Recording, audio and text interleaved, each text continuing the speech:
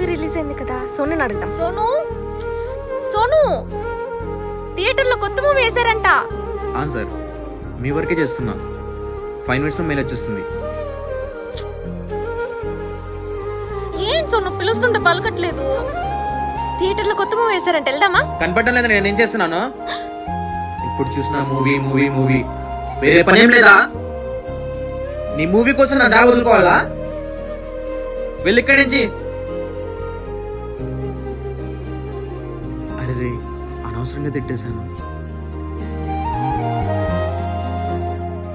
ధర్ని, I'm really sorry ధర్ని, నేను కావాలని చేయలేదు, ఏదో ఆఫీస్ వర్క్ అలా బిహేవ్ చేశా అంతే.